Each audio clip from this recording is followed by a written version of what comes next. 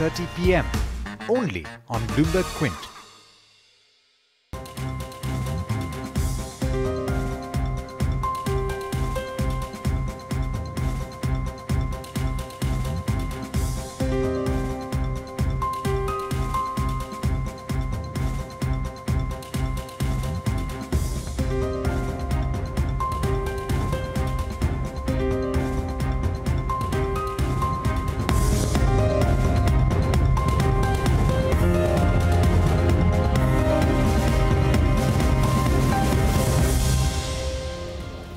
Hello and welcome. You're watching Countdown right here on Bloomberg Quint.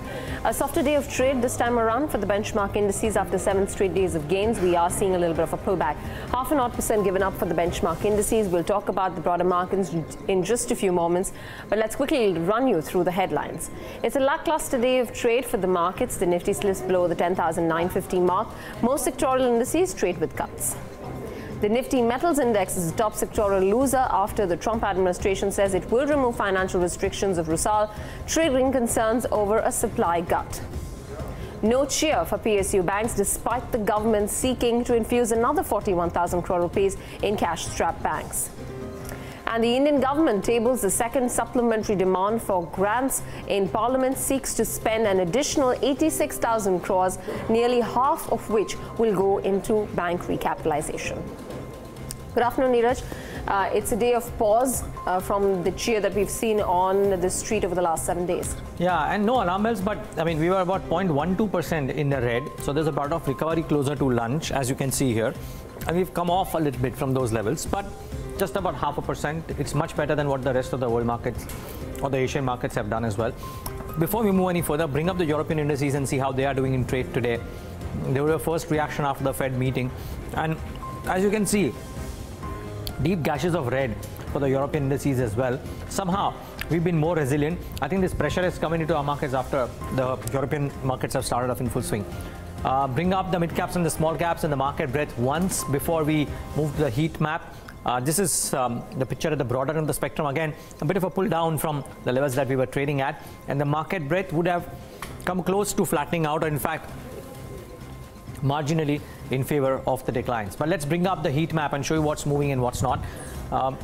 More red than green to be anticipated in a day like this, but no big losers. Bharti Airtel ahead of the board meeting today, down about 2.5%. Vedanta and Hindalco and the commodity names by and large cracking because of the Rusal news and the aluminum impact that is there. Reliance Industries down about 1.5%. Yes Bank and Indiabulls Housing Finance marginally in the green. OMC is marginally in the green, but nothing which is really standing out in terms of newsmakers which are moving, save for maybe Bharti and the commodity names. But Devina, what about the mid caps and the small caps? Well, you are seeing it's actually more mixed bag in terms of specific stocks and the kind of momentum that some of these counters are witnessing. So I'm going to quickly start off with first just what we're seeing with the PSU banks. While there's not any big bank move, but yet a few of them have managed to cope with gains in today's session. So a Central Bank of India, 4.5% higher this afternoon. But Bank of India, that one is a stock which has been moving up since the last 3 trading sessions from levels of about 89.90 to a level of about 98 to 99, where it's trading at currently. That's a good move on the counter. And Vijaya Bank is the other one that's managed to post some amount of gains in today's session. Housing finance companies, there's where most of the action lies. So you've got Divan Housing Finance up about 5.5%. Repco has moved up as well, so 4% higher for Repco. And Camfin Homes trades with gains of 1%. You have LIC Housing Finance also. That too is in the green as of now in a market that is down by about 0.5%. Big movers and big volume buzzers. So BEML, a big price as well as volume action on the stock, 7.5% higher with 70 lakh shares which have been traded. Ujjivan Financials, 8.5% higher. The stock trades closer to 66 lakh shares. And JK Tires, 5.5% now, above 105. The stock's trading with about 40 lakh shares in the volume side. Losers then, and like we highlighted, it's the metals pack that are trading sore in the session. So Nalco takes a dip of about 4.5%, and FMCG, particularly 2 names that I like to highlight, Dabur and Marico, giving up 3.5% apiece. So that doesn't look too good in today's session. Some profit taking after the kind of move some of these FMCG names have seen in the last few trading sessions. But what's happening in the more liquid space? We've got Agam who's joining right now to take us through the futures and options picture. Agam. Well, we're looking at a little bit of temperance when it comes to your benchmark indices, and considering your open interest as far as your Nifty is concerned, well, there isn't too much, and this is a continuation of what we've seen over the previous 3 days. It will very little change in open interest as far as Nifty goes. Bank Nifty futures seeing accumulation. In fact, today it's even more than what we saw yesterday. And again, a trend that we've seen, a considerable increase as far as OI goes. Your VIX has come off to quite an extent by around 1.5%, and it's now below the mark of 14.5. In terms of changes in open interest, it is the 11,000 call which sees the most amount of writing. There's very little activity in other options. And your range as far as the Nifty is concerned also remains unchanged, essentially between 10,800 and 11,000 at this point in time. In terms of stocks, again, mixed cues coming in, but BEML is the one that stands out, and substantial gains coming in, building on the gains that we've seen over the previous few days. 43% added in open interest. After BML, well, we have a bunch of other stocks, and Ujjivan Financial, of course, from the NBFC space, and this is of course a microfinance company advancing in trade. And besides Ujjivan, we also have a lot of traction in Nalco. This is of course on the losing end, declining by around 4%, increase of as much as, well, nearly 10% open interest. Sun TV is the reason why I wanted to point out is, while there is very little change in open interest, or rather the underlying, its open interest is seeing unwinding coming through, and that possibly could be give you an answer as to what could lie ahead for Sun TV. But on the whole, mixed cues coming in with the benchmarks down, but the broader markets clearly outperforming the benchmarks. Yeah, they are, and doing reasonably well. I think the gains as to at the broader of the spectrum pretty strong. Agam, thanks for bringing that up. 2 or 3 stocks to monitor. There is some strength in select cement names, the likes of Sanghi, etc. The last 2 or 3 sessions have been doing rather well for themselves. Look at the stock in today's session as well, up about 3.5%. So that is one standout name. The Ujjivan and Equitas, both of them have today done remarkably well for themselves, and on very good cash market volumes too. Look at that, 7 million shares traded on Ujjivan, about 4 million traders on Equitas, and the volumes much higher as well. So that's the other pocket that has done rather well. And Kesoram Industries, Devina, throughout the trading day today has stayed rock steady, 11% higher now. It's only trended higher, and not a single attempt at any kind of profit booking. So really good going by Kesoram as well. All right. That is some of the movers in trade this afternoon. Let's move on and let's talk a little bit more about what's been happening on the macroeconomic side in greater detail today. And joining us right now, we've got Joseph Thomas of Emkay Global Financial Services. He's here with us. The currency too, on the back of the Fed rate announcement, has seen some amount of depreciation in today's session. So yesterday's highs of sub 70 have been taken down. We're now, in fact, at 70. All right, so we made a good comeback actually from 70.4 on, right back down to about 70. Joseph, how did you read into the statement made by the Fed chairman and the implications of the same? While he did undertake, a rate hike, the outlook that he's put out, and seeing that they're going to probably look at just about 2 hikes in 2019 instead of 3. And the markets, however, shrugged that off and focused more on the rate hike itself.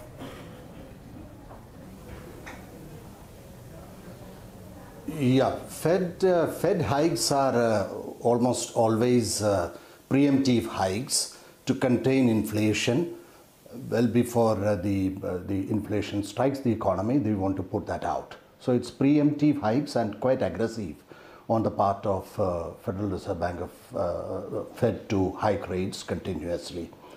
It has 2 implications as far as emerging markets are concerned. One is that, or markets all over the world are concerned. One is that the currency yield for the US dollar moves up. Second is that Fed hiking the interest rates is a confirmation that the US economy still has inflation which needs to be contained, and that the economy is growing, which is why it adversely affects emerging markets and currencies across the world. We feel that Fed has already given a statement that there could be 2 hikes in the next year, but it is quite in the nature of Fed if it's required to put on hold any further hikes if economic conditions so warrant. So last time Fed chairman had given the statement that they were close to the neutral level, but in this policy itself he has already hiked it and taken it to the 2.5% level. So Fed guidance of 2 hikes need not necessarily mean that there will be further hikes at all. It would all depend on to what extent the economic variables would permit them to do. That's our reading at this point of time.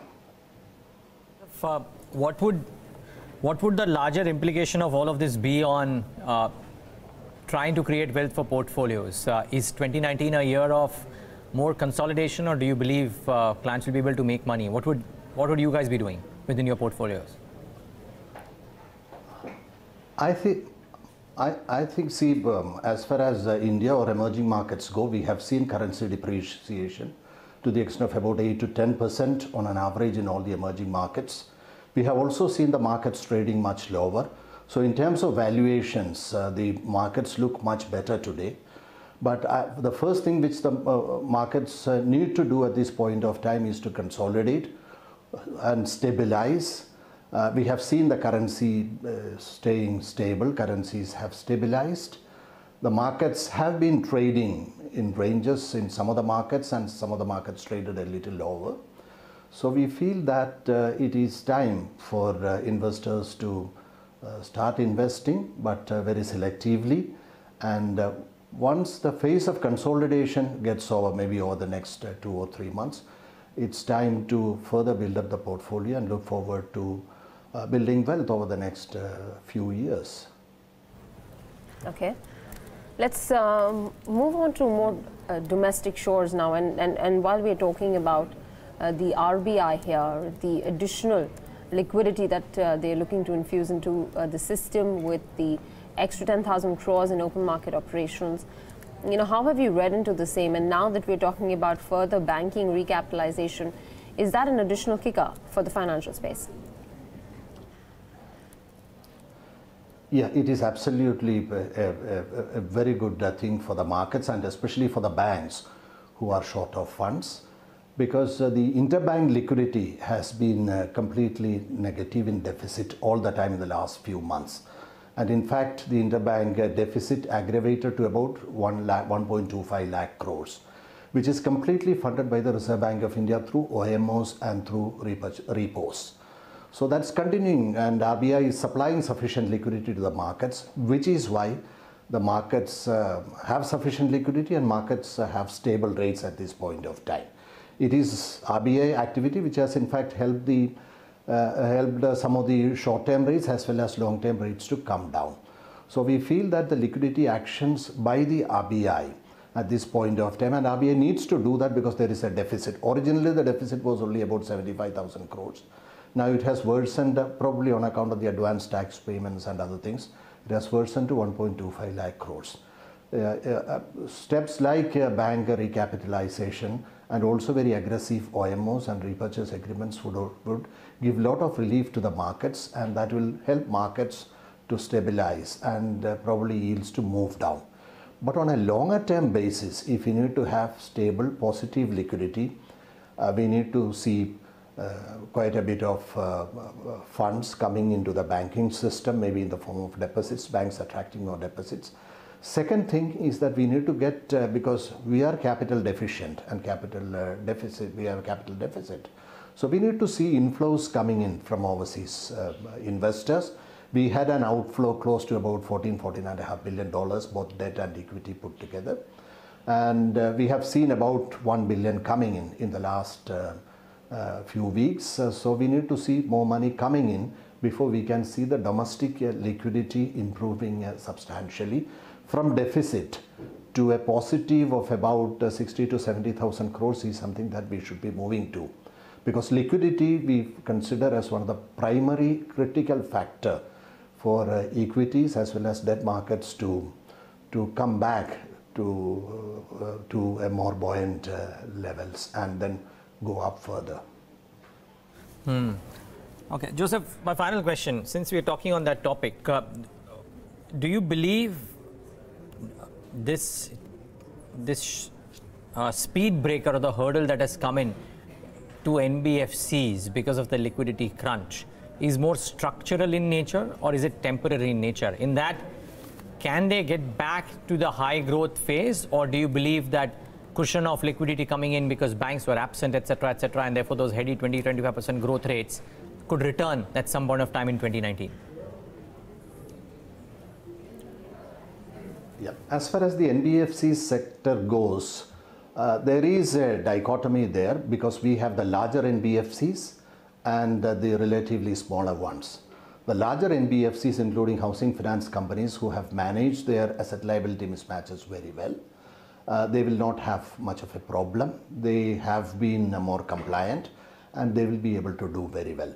What is going to affect the adverse impact will be on the smaller NBFCs and the smaller companies. They are already affected because the liquidity conditions in the market, as well as some amount of a liquidity crisis on account of the credit issues which started with the ILFS is still having negative impact on the smaller NBFCs.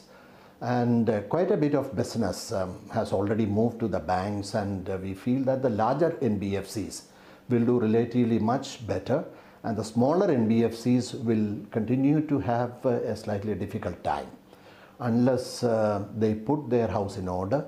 The asset liability mismatches and related compliance things are put in order and put in place. The smaller ones will have a difficult time. The larger ones will be able to sustain and survive and give good results. So that dichotomy is what we need to look at. In that, the winners would be the larger ones. Okay, let's wait and watch how it shapes up. Joseph, good having you. Thank you so much for taking the time out and being with us today and giving us a synopsis of thoughts. Really appreciate your time. It's a view from Emkay Global. Thank you very much. Wealth and talking about their thoughts. Actually, continuing with thoughts that are coming in.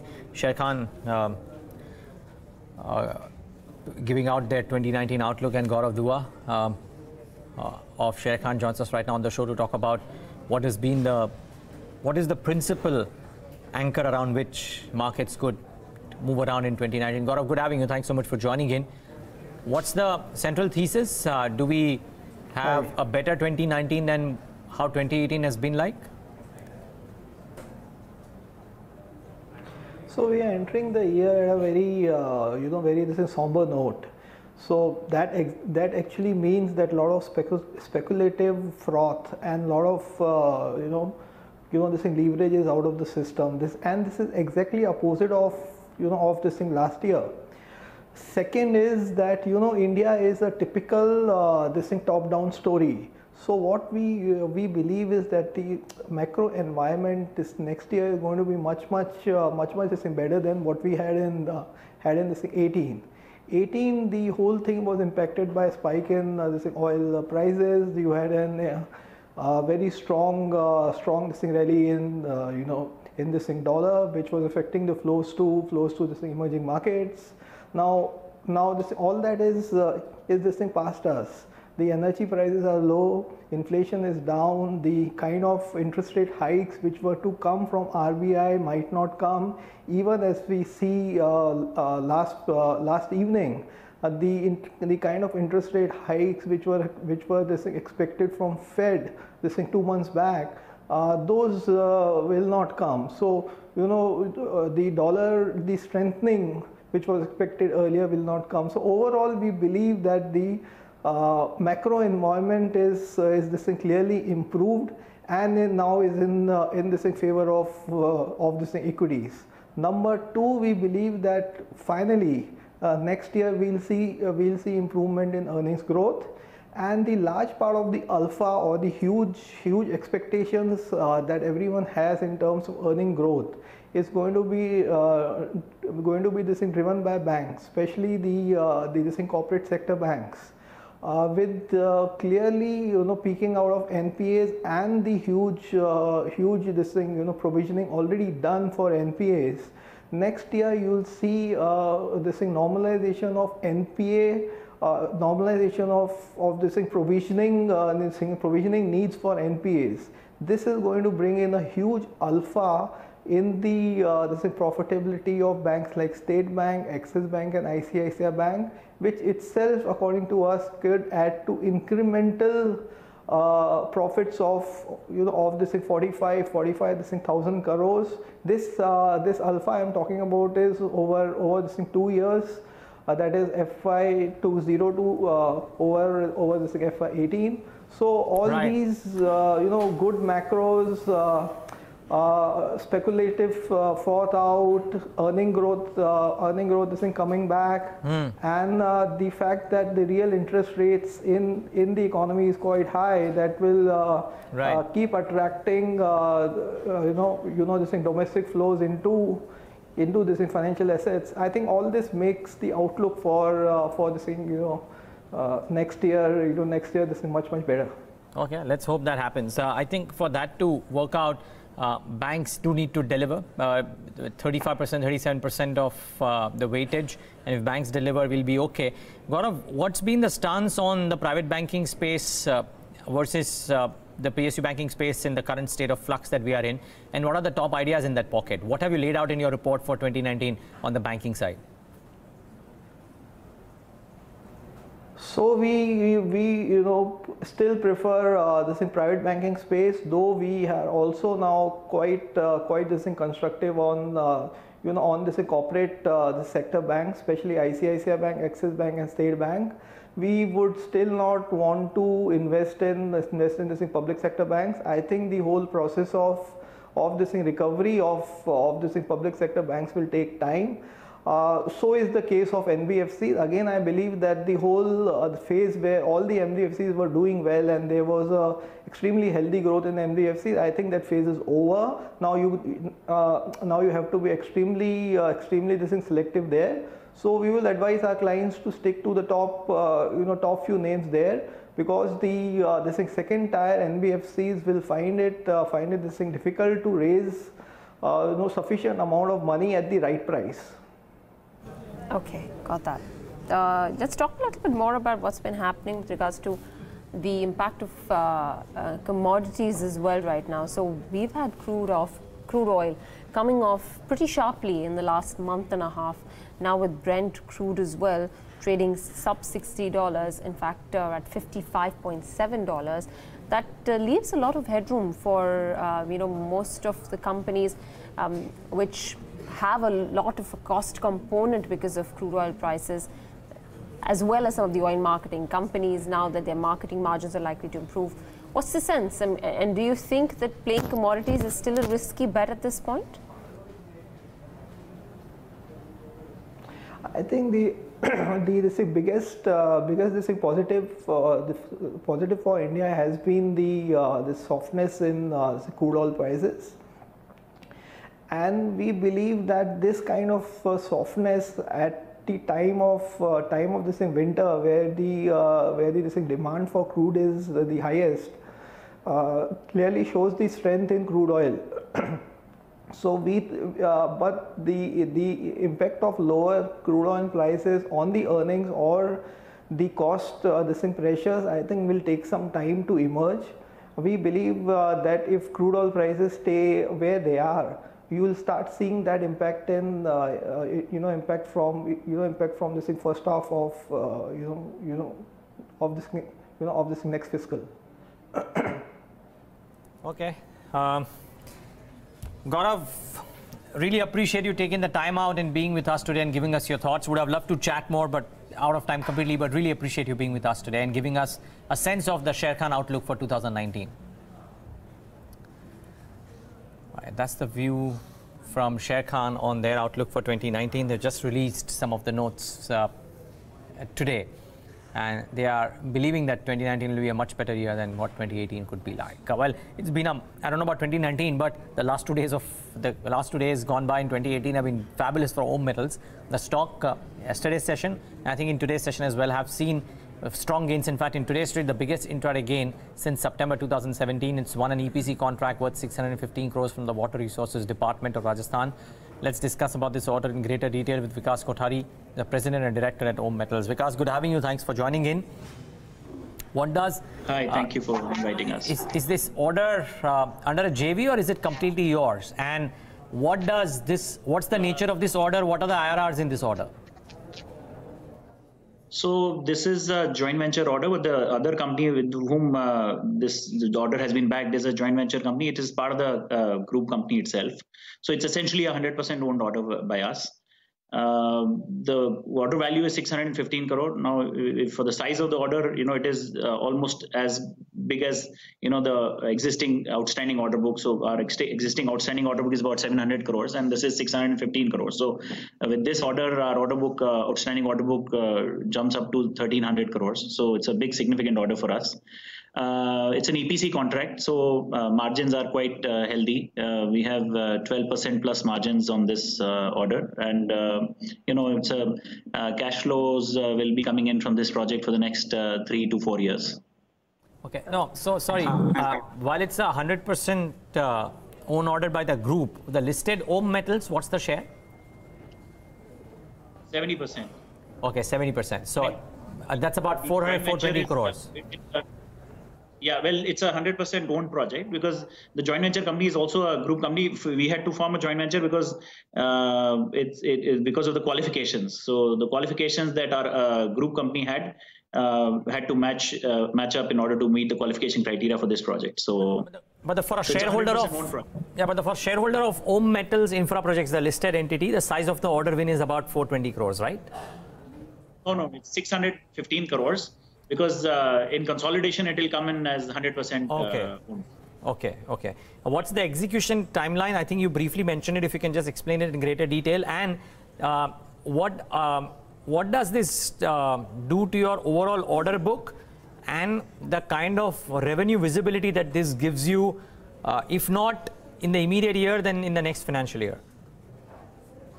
So it is a design, engineering, construction, commissioning, and even operation and maintenance is involved in this project. So the execution period will be roughly around 3 to 4 years. The first 1 year essentially will go in mobilization and design engineering. So we may not see a lot of revenue recognition in 19 and 20. 20 may be marginal, but essentially the major chunk of the revenue will come in FY 20, 21 and 22. Okay, got that. Just coming back to the question my colleague asked you, Mr. Kothari, about the order book visibility now to the end of the year and probably going into the next fiscal as well, domestically as well as any big orders that you're looking at globally. So our current outstanding order book, as I stated earlier, is about 1,300 crores. Which is to be executed over the next 3 to 4 years. Over and above this, we expect to add another $50 million in terms of order book over the next 3 to 6 months from our overseas order book. Our current overseas outstanding order book is about $50 million US, and we are hoping to add another $50 million US from our overseas projects. We'll also expect to add another 200 crores from our domestic order book in the next 3 to 4 months. So collectively, I'm hoping before the end of financial year, our outstanding order book should stand at 1,500 crores plus. Just lay out what the margins are going to look like by the end of the fiscal, sir. Our margins are from our existing order book is a healthy margin. We have 12 to 14% gross margins from our existing order book. So that will continue to be maintained. Our net margins will be roughly around 8 to 10%. Vikas, just revenue numbers for the current year and maybe FY20? We are hoping to, this year there may not be a significant jump from our last year's revenue because the revenue recognition from our overseas projects has got delayed a little. The real revenues are actually going to start flowing in the last quarter. So we are hoping to touch close to about 300 crores in revenue in this financial year. But of course, going forward, FY 20 and 21, there'll be a significant jump because even with the existing order book, we are hoping to touch about 500 crores in FY 19-20 and above 500 crores in FY 20-21. Just one final question from my end, because I don't know if that has already gotten executed or otherwise, but I remember a few years ago, you had spoken about some land parcel or a property that you have in Bandra, and you were looking to either sell it off or develop it, etc., etc. What's the update there? So this is part of our existing land bank. Of all our existing land banks across Hyderabad, Jaipur, Kota, and Bombay, the Jaipur, Kota, and Hyderabad are already being monetized, and the cash flows have already started coming in, and significant chunk of it will actually come in the years from here on. Bandra has gotten delayed a bit, but we've anyway done joint development agreement there with Reliance Land and DB Realty. So the revenue recognition is not likely to come in from Bandra project at least for the next 2 years. So, but from our standpoint, the cost towards that is zero now. We don't have to spend any more money. So because we've done joint development agreement. So whatever comes in for us will all be addition to our bottom line going forward without any cost. All right, we leave it at that, Vikas. Thanks very much for joining and appreciate you taking out the time. So that big contract win, 615 odd crores. The stock's been buzzing since the last 2 trading sessions. Today as well, 17% higher on the counter. Moving on then, the GST Council will consider reducing the tax on a number of items on Saturday. A government official has told Nikunj Ori that the proposal is to bring these down from the highest tax bracket of 28% to 18%. Nikunj is joining us right now on the phone line for more. Nikunj, what have you picked up? So further pruning of the GST 28% tax slab is expected, and out of around 35 items that currently come under the 28% tax slab, 12 to 14 items of this are expected to be brought down to 18%. The revenue implication of this would be around 20 to 30,000 crore, and bringing down 20 to 30,000 crore would be the revenue implication of bringing down these 12 to 14 items from the 28% tax slab to 18% tax slab. And this, according to the government official, will be done in phases once the government feels that the revenue position is comfortable. This is in line with Prime Minister Narendra Modi's recent announcement that the government is trying to bring down 99% of the items below the 28% tax slab. Over to you. All right. Thanks a lot for that, Nikunj. Appreciate it. So, quick comment coming in there on what could happen this Saturday with regards to GST slabs coming off in a few products. Aside from that, metals are going to remain in focus, and particularly aluminium stocks, which have been taking a beating in trade today after the Trump administration hinted on the removal of sanctions on Russian billionaire Oleg Deripaska's aluminium company Rusal. This after Deripaska agreed to reduce his stake in the company to under 50%. Nikki Mirchandani joins in right now with details of how it will impact Indian players and aluminium players overall. Nikki. Sure, we've seen aluminium prices dipping to a 16-month lowest level in the 16 months right now, after the development suggested that Trump administration is now poised to lift Rusal sanction.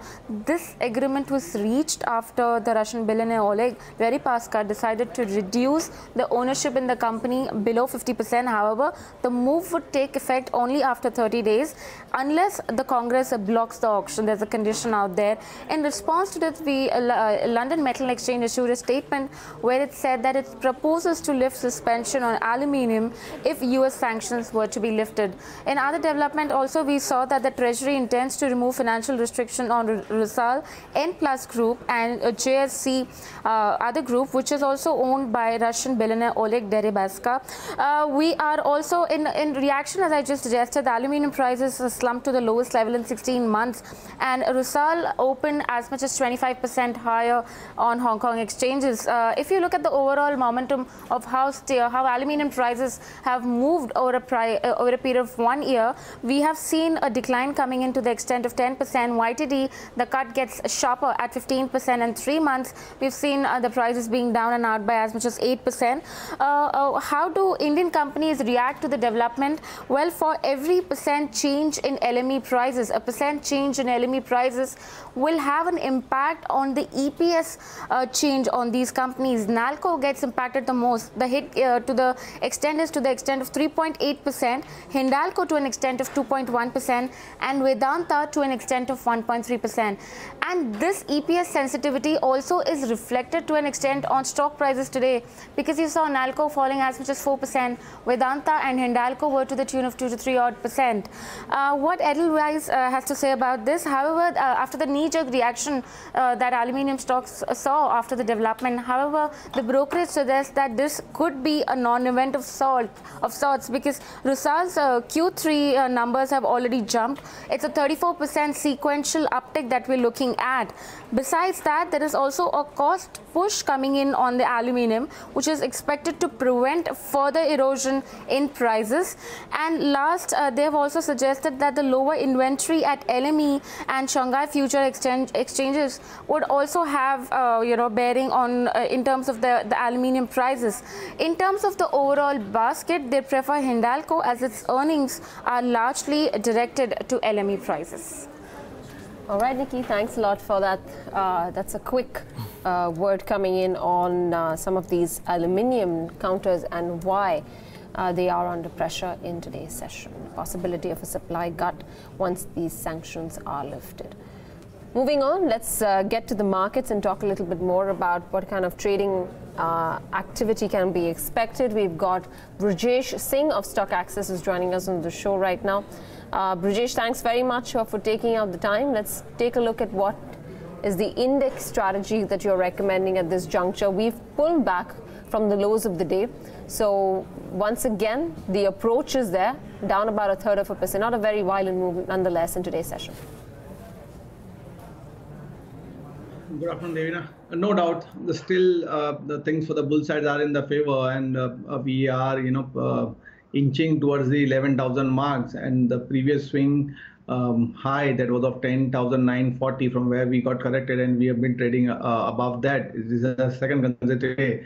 Now, only thing is that if we trade above this and if we give a closing above that, then again we can see a fresh rally. But the shorter term time frame of the chart and as well as the oscillator are indicating small profit booking, but that doesn't mean the trend has been over for the bull. So I am looking little bit downside.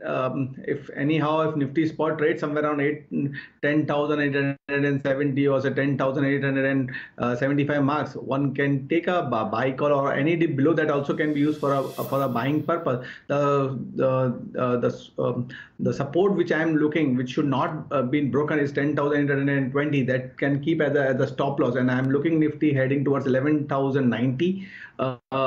If we are not able to trade, but still the chances are that Nifty, if are able to cross 11,090, then the next level to watch on the higher side with 11,180 to 11,200 odd level.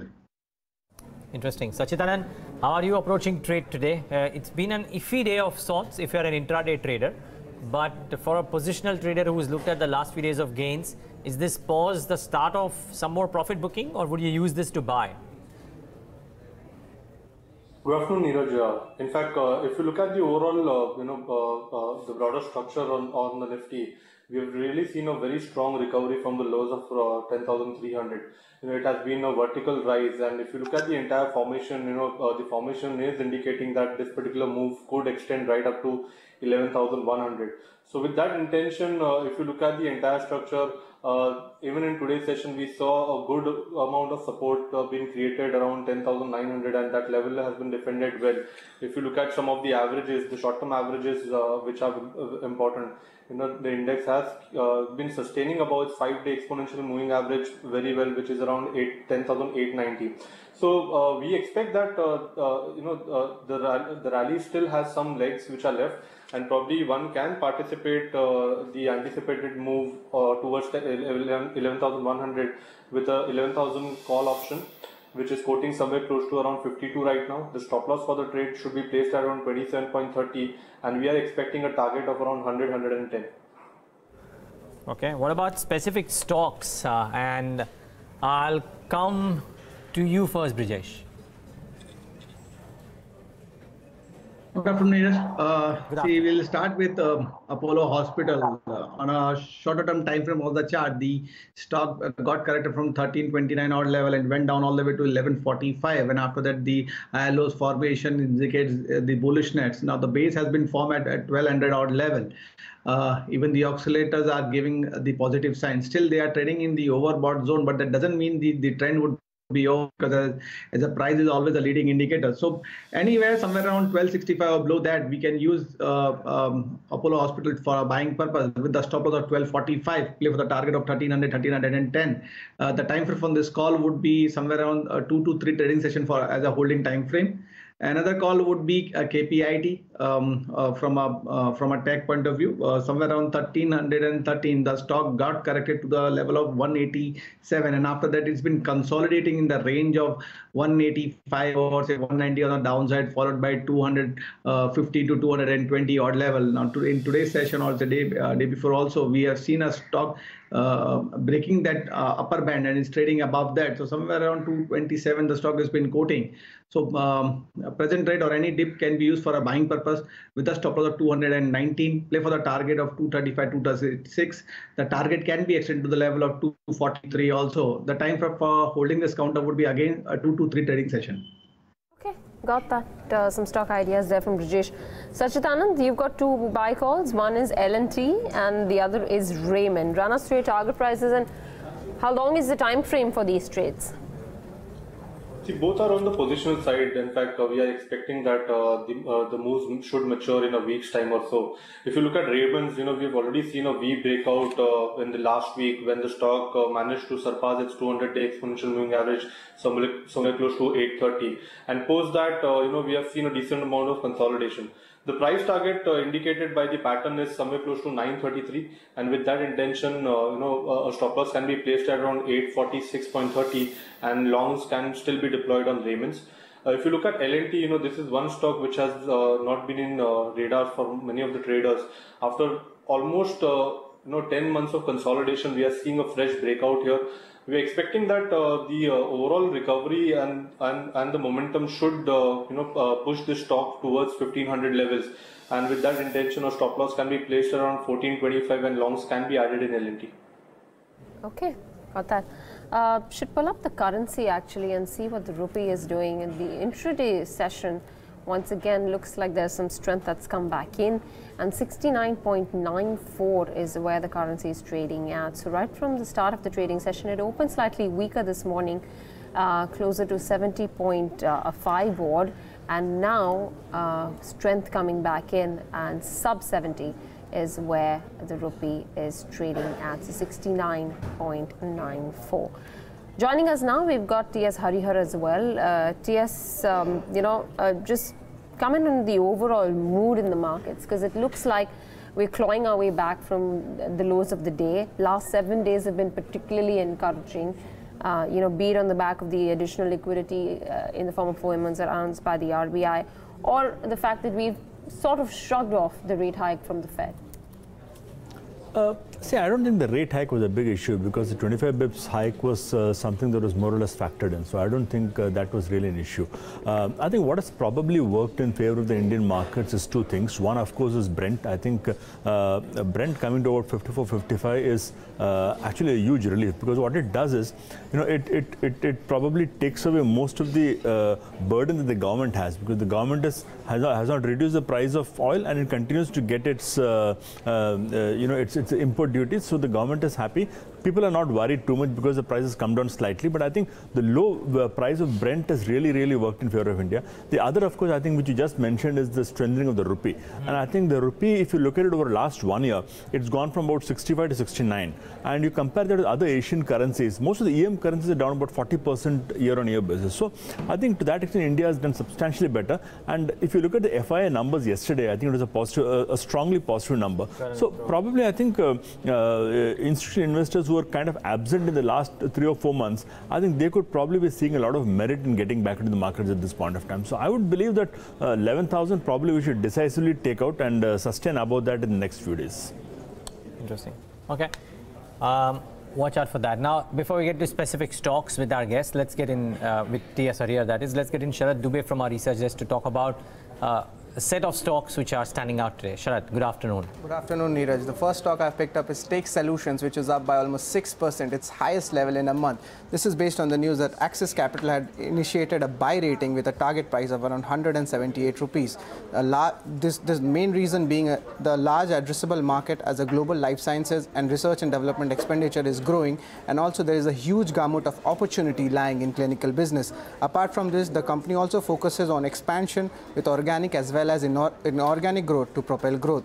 The brokerage house also expects the revenue and net profit to grow at around a CAGR of around 23% and 30% respectively over FY18 to 21. The second stock I've picked up is Dabur India, which is down by almost 3%. It's lowest in the past 3 trading sessions. This is based on the news that company's arm has decided to contribute around $8 million as share capital in Dermoviva Skin Essentials, which is a wholly owned subsidiary by Dabur India. The third stock I picked up is Marcator, which is up by almost 2.5%, its highest level seen in 2 weeks. This is based on the news that the company has won a dredging contract worth rupees 168 crore rupees from Paradip Port Trust. Back to you, Neeraj. Well, thanks a lot for that, Sharad. So those are some stocks that you need to watch out for in trade today. There are some key board meetings today, Hari.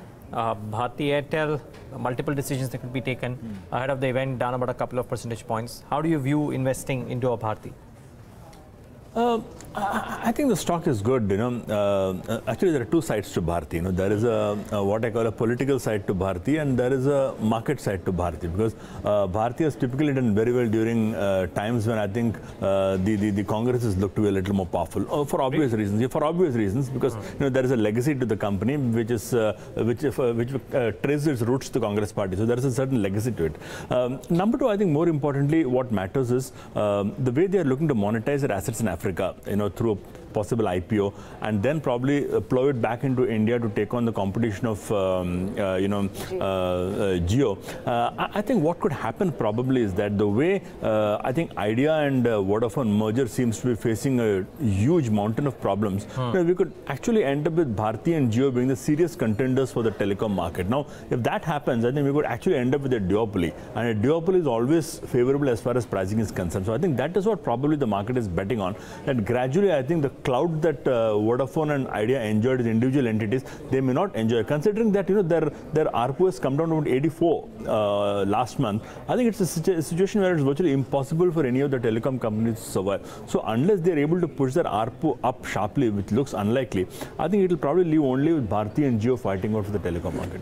So that's probably working in favor of. So would you be invested in Bharti right now? We have always been a buyer of Bharti because we have typically looked at two stocks in India as a telecom bet. One is Bharti and one is Jio. So Bharti, I think at any dips we stay buyers. Okay, got that. That's Bharti Airtel. Neeraj, just trying to analyze how things have shaped up post RLNFS, and the first time the downgrade from ICRA came in, where it was downgraded several notches, and most of the companies thereabouts started to make a free fall, so to speak. And most of them now, over the last few days, have made a good recovery as well. In fact, a few of them above the pre-crisis levels. So if you take a look at stocks and where they were at versus the lows they have made and the comeback, 3 particular stocks in that list have actually managed to gain ground from pre-crisis levels. One being LIC Housing Finance, that traded at about 484 pre-RLNFS, and now the stock's trading closer to 488, so 1% higher. M&M Financial is the other one that traded somewhere closer to 450 odd, now trades somewhere closer to 480, so that's a good 6% premium over the price that it traded at pre-RLNFS crisis. And the third one is Shriram Transport Finance, which traded closer to 1192, and a sharp increment thereabouts from lows of 940 to 1274. So there is a pickup. L&T Finance is also inching its way into the green, and so is Bajaj Finance. But how do you like to come to you with this one and the recovery that we've seen in most of these beaten down NBFC names?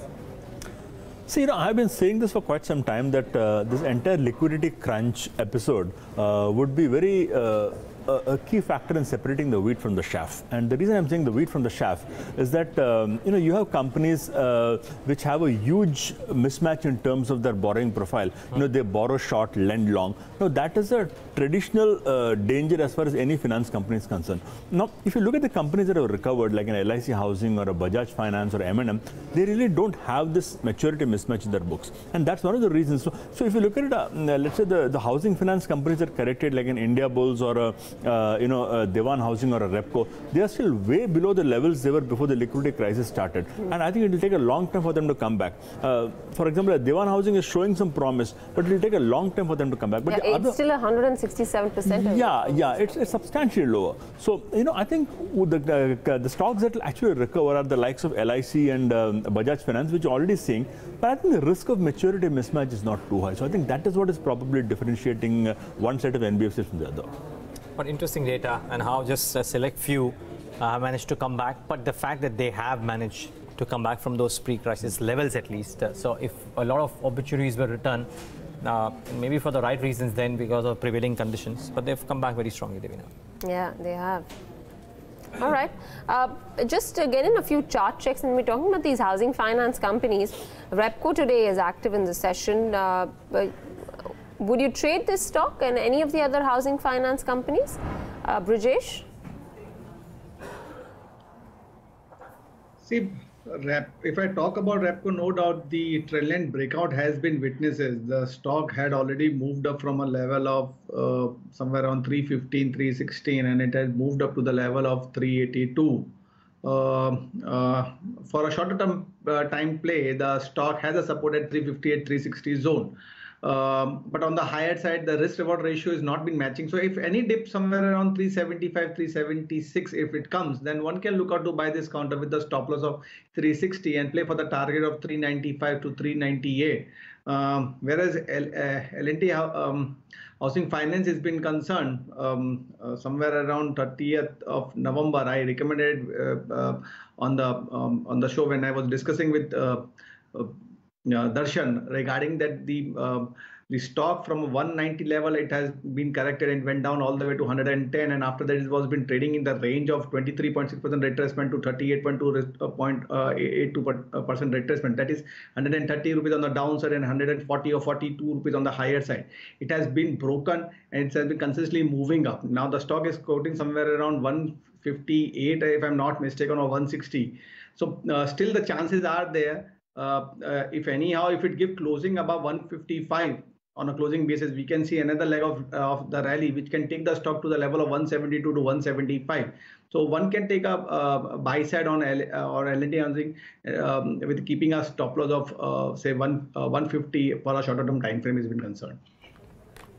That's the NBFC pocket in trade.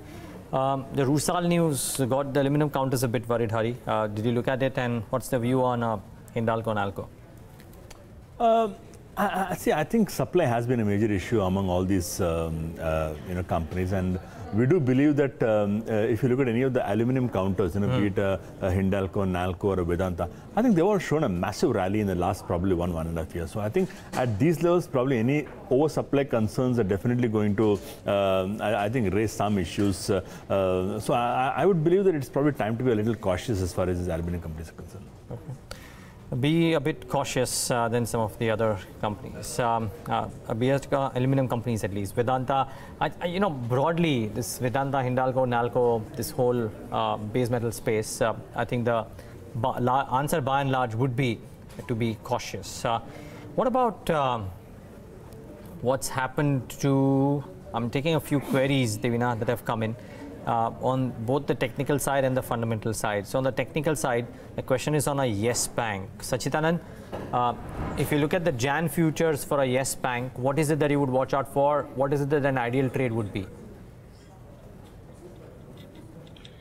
Well, if you look at the broader structure, yes, the stock has been in a downtrend, and if you look at this particular expiry itself, it has spent a lot of time oscillating near to 185, 190 on the higher side, and on the lower side, it has a formidable support somewhere close to 150, 155. So I think this particular oscillation may continue for a while. But if you look at the overall structure, I think the stock is forming a falling wedge pattern, which is basically an indication that the major trend for this particular stock is about to get mature and it may start terminating. So probably I would be more on the my bias will be more on the positive side, but a confirmation is something that will be required. The level to watch out from a closing basis is around 190. If we see this particular stock closing on a weekly basis above 190, then probably we may assume that the pattern has been activated, and the move from there on could extend right up to say 200, 210 very quickly. So I think the all right, I think we've lost Sacchitanand's feed out there. But TS, before we let you go, any pocket, any stock that looks extremely promising as we turn the year?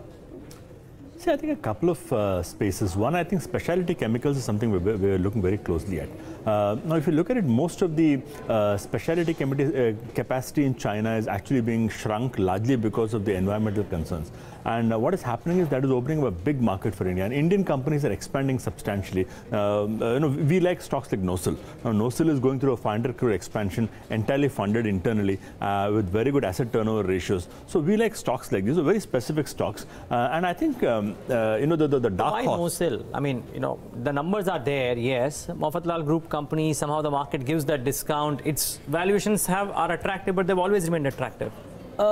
See, I think at some point it will get out of that overhang. I agree with you. It's been probably around for I think ages. Yeah, you're right. It's been around for ages. But I think finally what happened in the last 20 years was they were trying to fight a battle against Reliance, which they're always going to lose.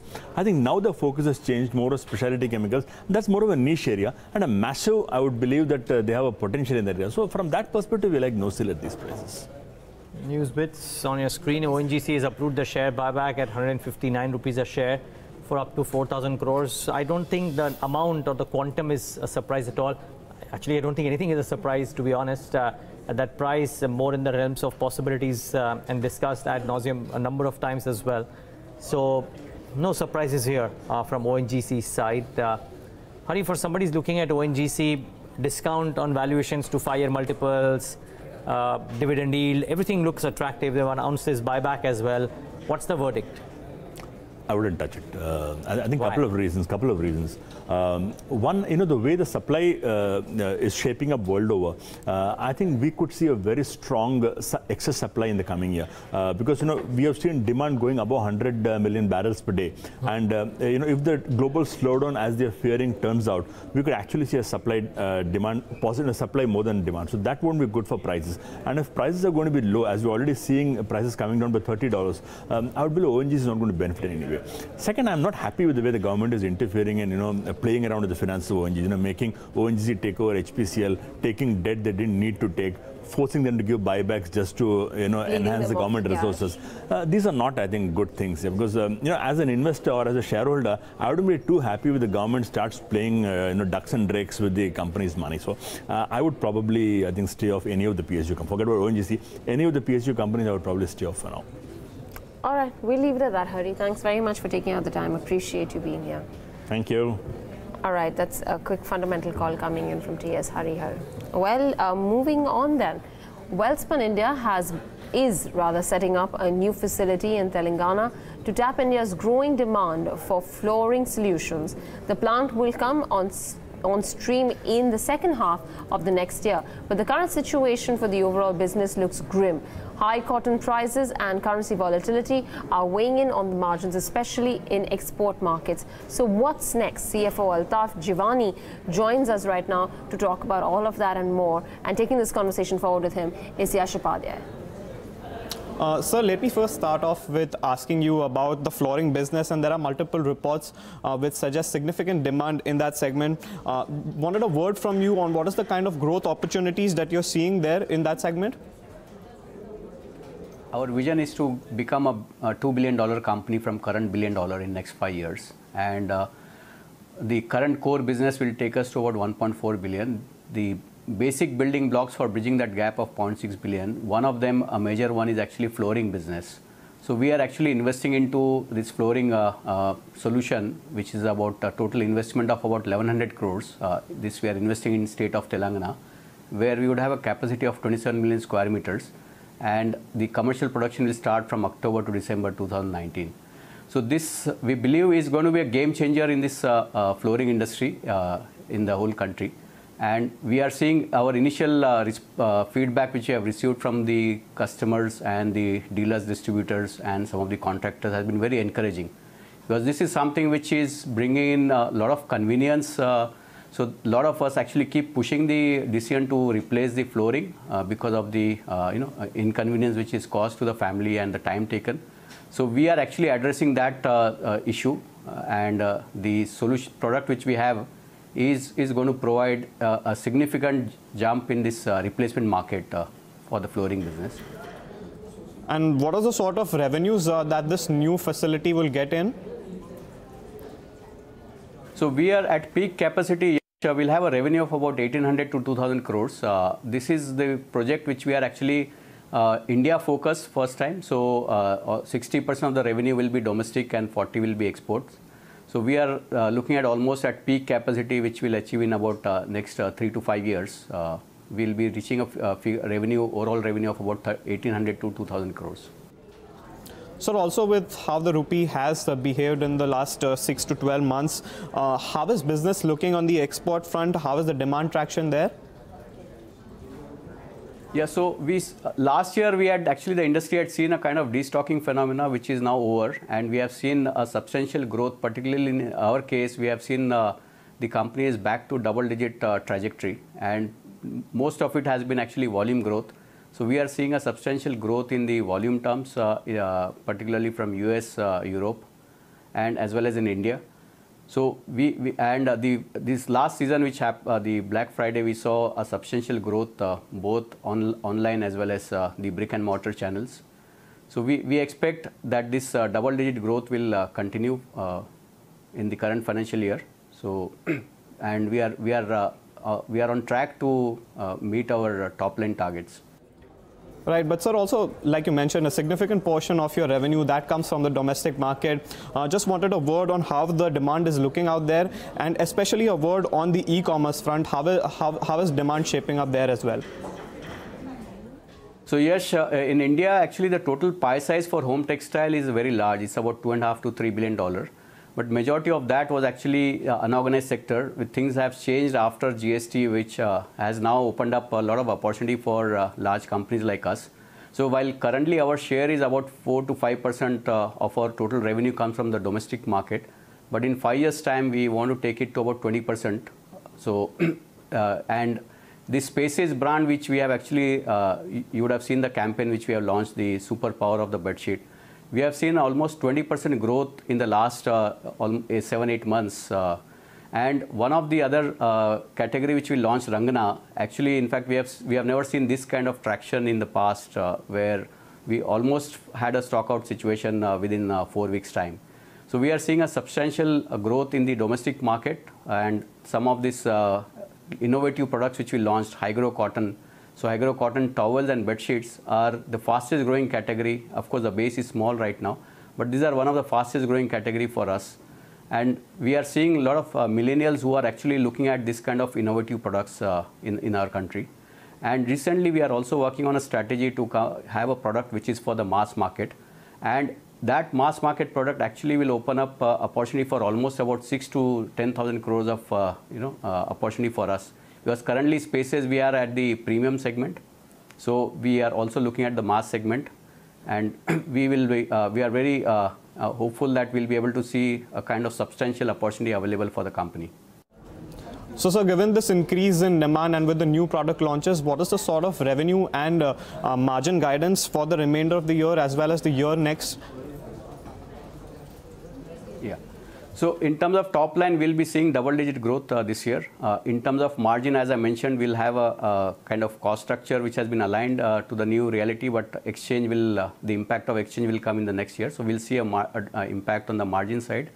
In terms of once the flooring business we are looking at a margin which will be comparable to the company margin for flooring business.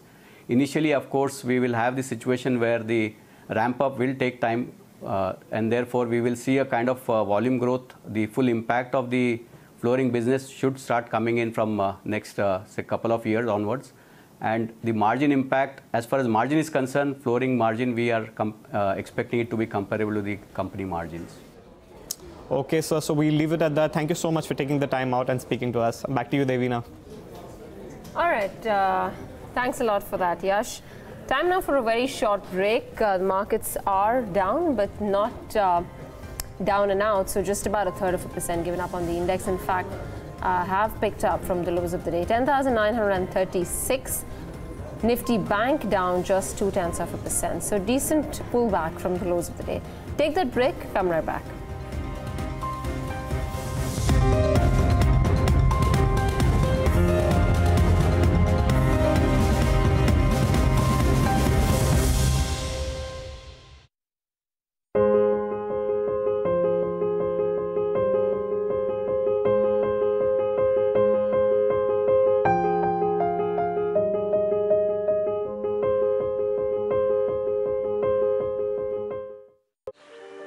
What will be my contribution to the world? I wonder. Will the things I created pass the test of time? Or maybe they'll lay the foundation for something new?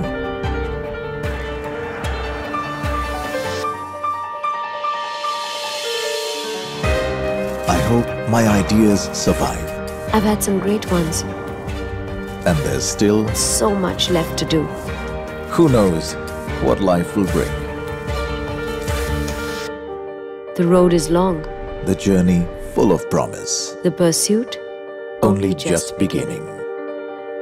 A series of exceptional stories about exceptional people whom time won't forget. Pursuits by Skoda. Coming soon on Bloomberg Quint.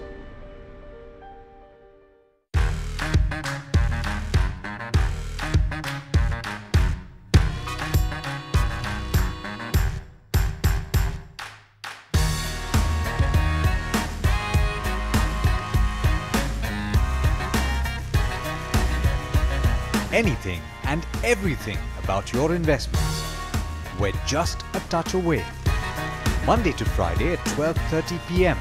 only on Bloomberg Quint.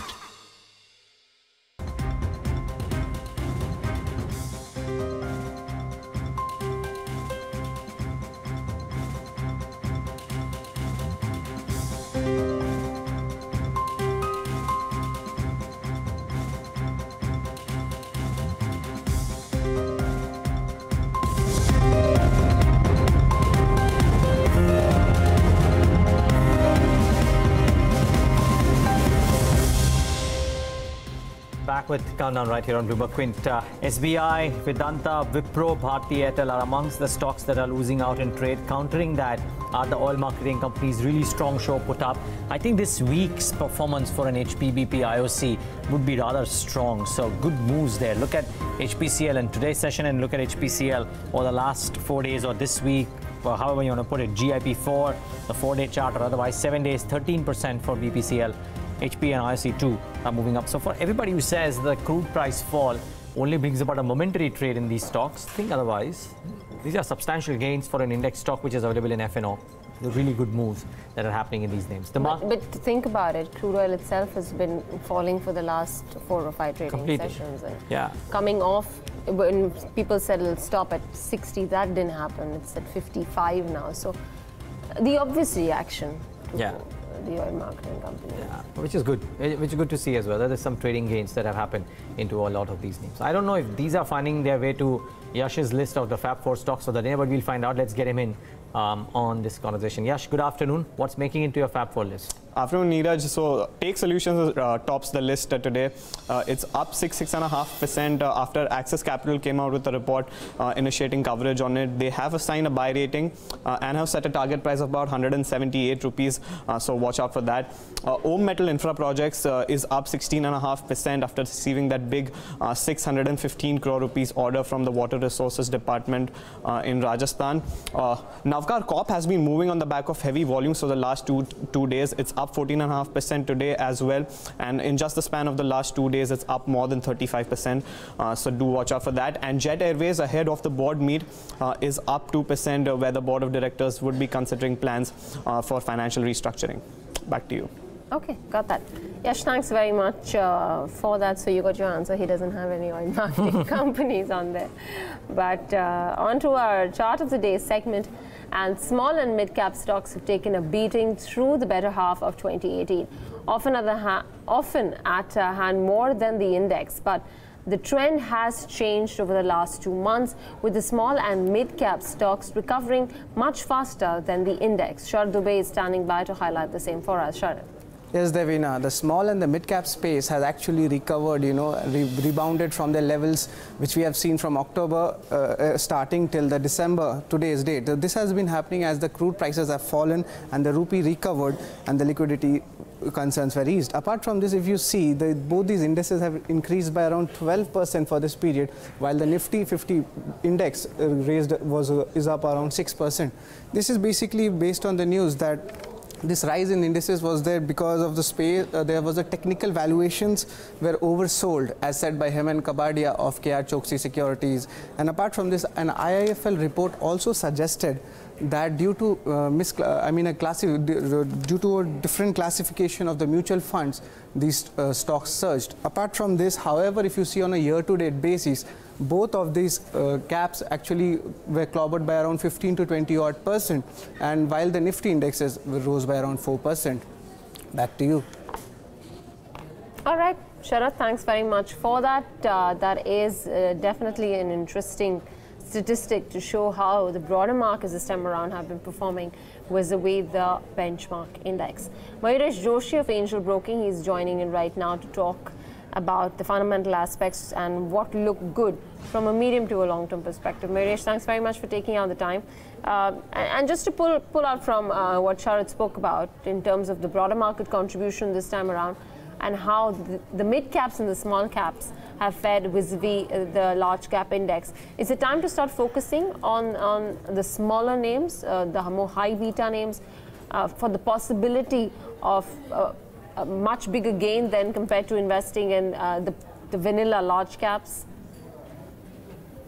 So afternoon, Devina. So again, I think it is fraught with the kind of risk-reward expectations that you have from the markets itself. As we enter 2019, I think the headwinds still are very, very apparent at this point of time. What probably happens in terms of the US economy, where it is heading, specifically looking at the bond yield curve at this point of time. The second element obviously happens in terms of the Brexit event itself. So what comes out of that is going to be equally important to note. And what kind of a repercussion and impact does that have on emerging markets? Now, with crude coming off significantly over the past few weeks, and the rupee appreciating against the dollar, I think the breather that India has got, specifically in terms of its current account deficit, is going to be very, very prominent if crude and rupee stays the way they are.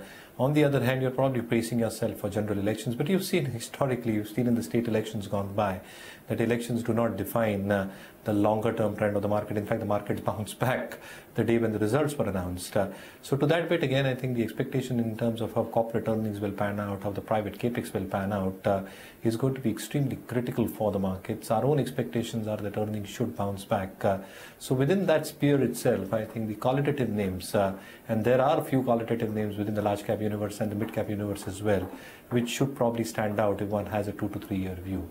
So I think quality, both in the mid cap and large cap, in my opinion, should stand out there. Mayuresh, is the rally in the crude beneficiaries done and over with? We've had anywhere between 5% to 14-15% in OMCs, paint companies, stocks, etc. Can there be more, or would you believe this is about it? So I think a large element, Neeraj, in terms of what has got built into the price has probably all the elements in terms of the crude price coming off and the rupee appreciating, which is obviously good news from an EPS sensitivity perspective. Now, if one really talks about how the numbers in Q3 will pan out, you've obviously got expectations that the numbers might be a little bit soft. So I think for a lot of these consuming companies which consume either crude or crude oil derivatives in an indirect fashion in terms of their input costs, I think they would be sitting on high cost inventory to a certain bit, which they probably need to liquidate within this quarter itself or the coming quarter as well. So largely I think the benefits should start trickling through, as I said, if crude and the rupee stays where it is at this point of time. And the complementary aspect also is that a lot of these companies have taken price hikes. So if you talk about paid companies in general, I think a 4-5% price hike is something which has been already done by paid companies with falling prices and price hikes already taken, with volumes expected to improve and gradually increase. I think the leverage is going to be very, very evident on balance sheets. It's similarly for tire companies as well. If you've seen a whole host of tire companies, they did take a 2.5-3% average hike in August, September, followed that up with a 2.5-3% hike in October, November. So to that bit again, I think the safeguard mechanisms that a lot of these companies have played out to protect their margins should really play out on their balance sheet if crude oil derivatives, rubber, RSS4 prices are down as well, stay the way they are. So yes, I think incrementally from Q4, I think the results can be expected to be positive if these variables do not change. Okay. A few stocks that are buzzing around right now. Ujjivan Financial now is up 8.5% in intraday trade. So that's the highest point of the day right now, taking its 7-day tally to 27%. The stock's really pulled up. BEML2, 7-day tally, 25% gains. The stock's at 913 now. Today's session, 7.5%. JK Tires, last 7 days, 20%. 109 on the stock, today is up 6.5%. Gati is up 5.5% today, taking its 7-day tally to 12.5%. So all of these stocks, the recovery has been quite good from those levels. On the charts, BEML, Ujjivan Financials, Brijesh, if you track any of these? BEML definitely, with the increase in volume and the previous swing high has been broken, indicates the positivity for the chart, and the trend would be continuing on the higher side till the stock trades above 890 or say 885. So present rate or any dip can be used for a buying purpose. On the higher side, I'm looking stock going all the way and crossing 950 or 955. And if it give closing above 950, then another say 50 to 60 rupees upside can be seen. That means 1020 around is another area of the resistance where we can see the stock lying in a 1 month of time frame.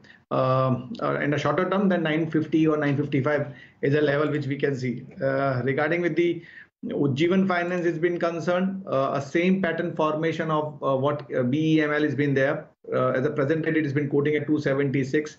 The stock has been trading about 264 odd level.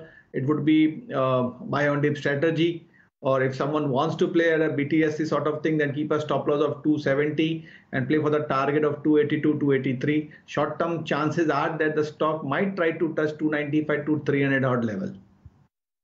All right. Some of these names. MRPL2 moves up, 78 on the counter, 5% higher. Aban Offshore is up 4%. Jet Airways moves up too. The stock's at 253 now, up 2.7%. Chennai Petro up 2.5%. Within the real estate pack, Sacchitanand, would you be looking at anything?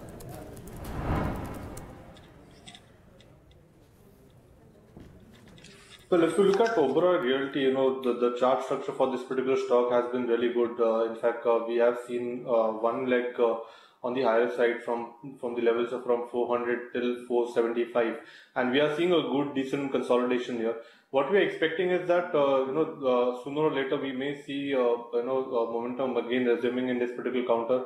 We are expecting a move towards 515 kind of a level. A stop loss can be placed now at around 465 on a closing basis, and long positions can be added in Oberoi Realty. All right, that's the real estate pack there, and Oberoi Realty is one stock that Sacchitanand likes. Let's take a look at what dealing rooms are talking about right now. We're just about 15 odd minutes left to go for market closing. Yathan Mota is joining in with his channel tracks. Yathan, what are you picking up? Afternoon, Devina, and of course, aviation stocks and a couple of PSU banks are in focus. And let's start with Indigo, and that stock is almost flat. But dealers, are indicating a buy today, sell tomorrow kind of a strategy.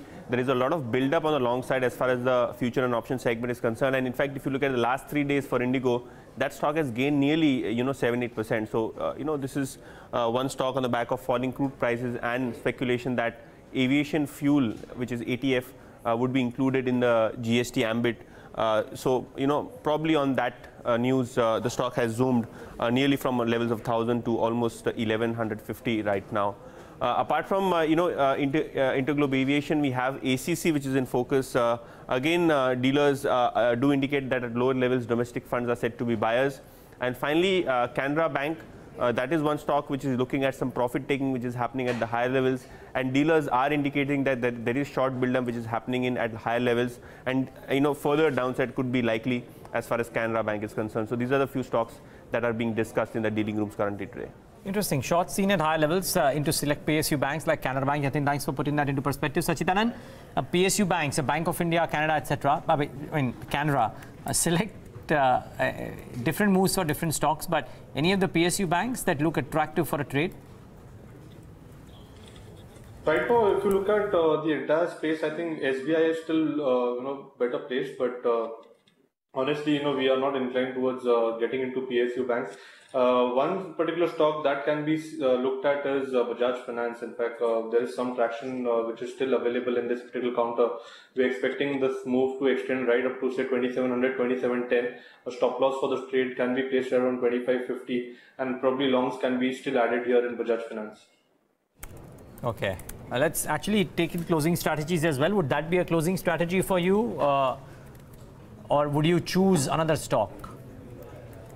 Yeah, let's stick with Bajaj Finance. In fact, this is one particular stock which has been on our radar, and there is a still substantial upside which is left.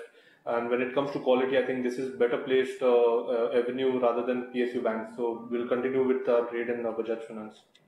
Okay. What about you, Brijesh? There are few stocks which looks good on the chart. One is BEL. A trendline breakout has been witnessed on the shorter term time frame. So if someone wants to play for the BTSC sort of thing, right now it has been quoting at 90 rupees. Keep a stop loss of 88. Play for the target of 94 to 95.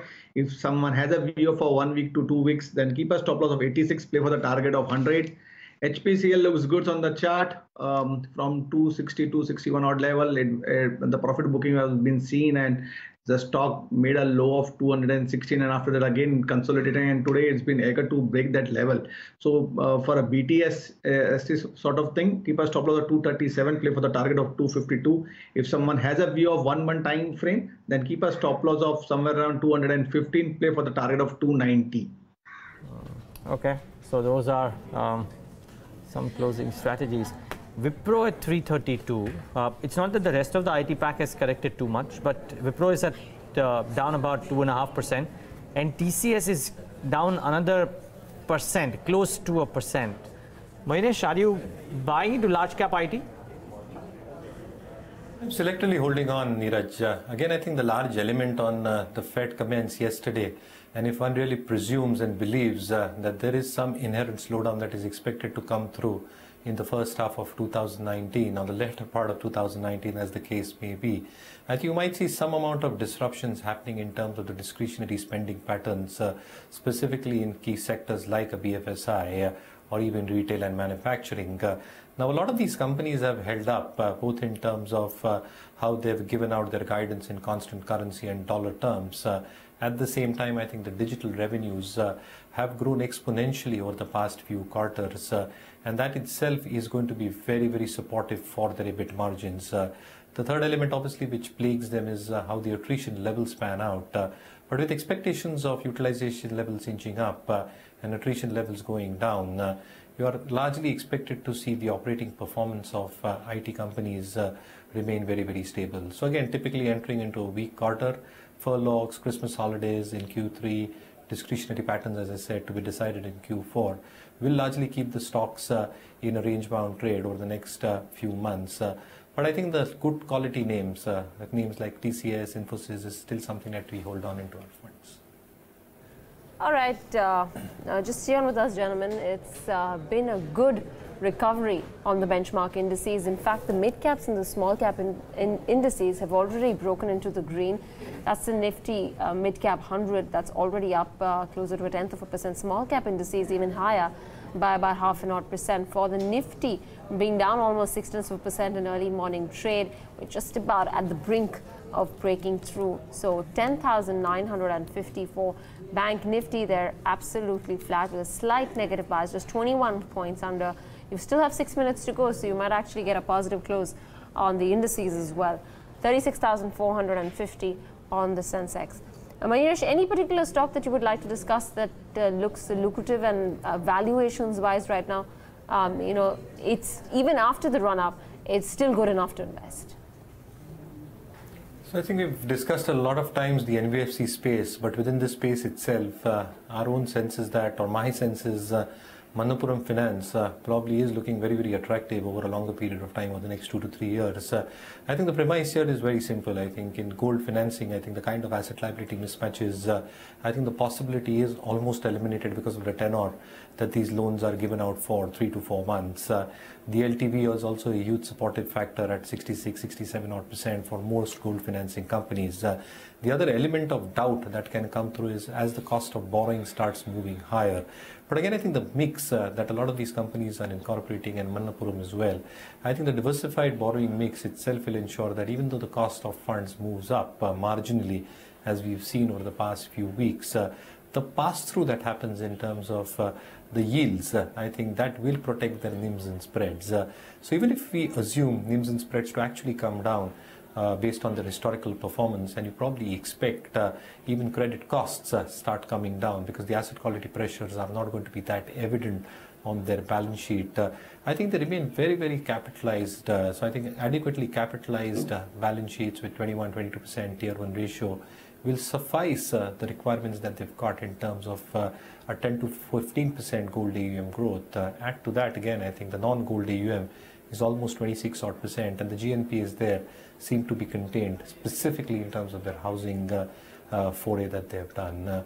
So does it look interesting from valuation perspective? I think it looks very, very interesting if somebody has a 2 to 3 year time horizon. Okay, Mayuresh, we'll let you go on that. Thank you so very much for joining in. Appreciate you taking out the time.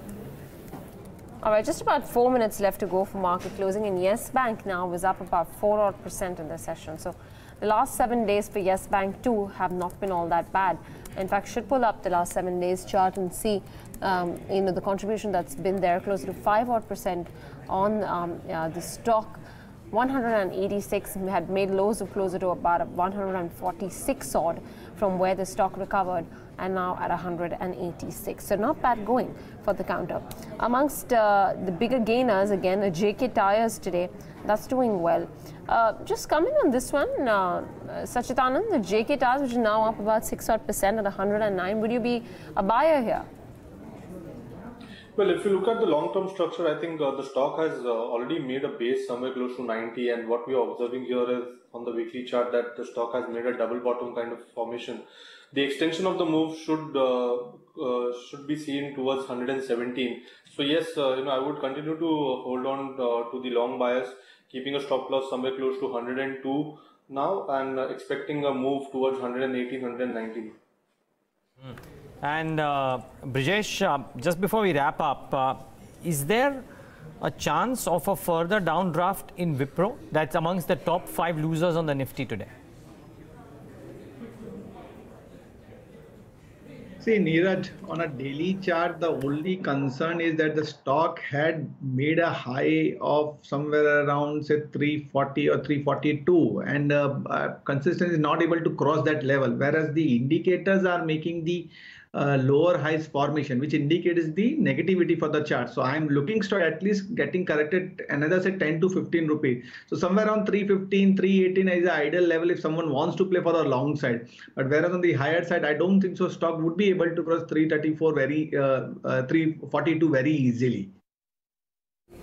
Okay, let's start wrapping up the markets, and it's absolutely flat. So it's not a bad day for our markets considering what the US markets did yesterday, what Asia was doing today, and what Europe is doing as we speak.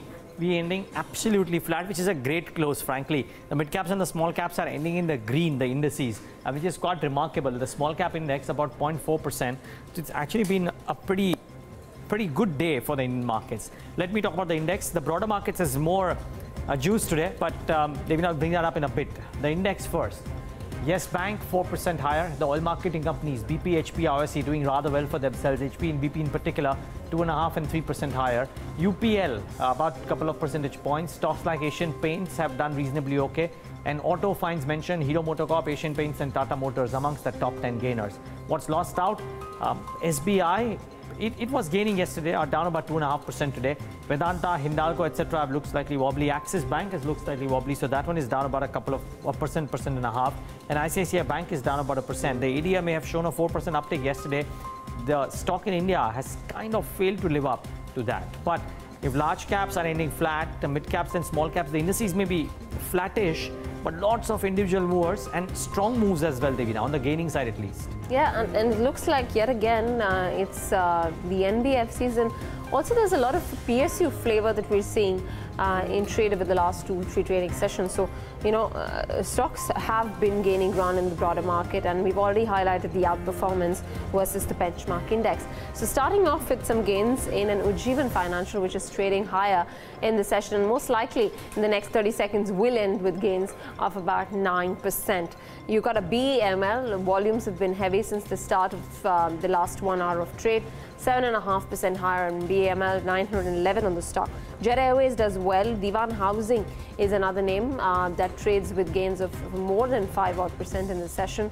So 238, that's Diwan Housing Finance for you. Tradebulls Real Estate, Repco Home Finance, Gati, JK Tyre. These are some of the bigger movers on the back of good volume and price action. And then you've got the likes of an MRPL. Capital First, remember yesterday was up about 5% on the merger with IDFC. The completion of that follow through coming into today's session as well, and Capital First ends the day with gains of about 2.5%. Amongst the losers then is Zensar Technologies, is a stock that ends in the red. Following that is Greaves Cotton. You've got Praj Industries. Allahabad Bank, one of the names suggestive of the fact that come out of the PCA, not doing a whole lot much in today's session. Ashoka, Buildcon, Hexaware. Two other names that are going to be ending the day, that have rather ended the day in the red. But like you said, Neeraj, it is definitely a very encouraging intraday graph if you have to look at it for the indices, because the opening negative, any which ways, the impact of the global markets weren't seen to that great an extent even when we opened up for trade, which was down just by about 0.5%. But the recovery in the second half of trade is definitely that much more interesting. Yeah, ending flat is something that we would have taken with both hands after what the US markets did yesterday, to be honest. The market breadth actually marginally must be even Stevens, I would reckon. Yeah, almost even Stevens. Margin in the favor of the declines, but no clear victory or no clear victors here in the market breadth at least. Turnover then, and I should quickly pull that up because obviously today is going to be a big number due to the Bank Nifty options expiry, 18.2 lakh crores.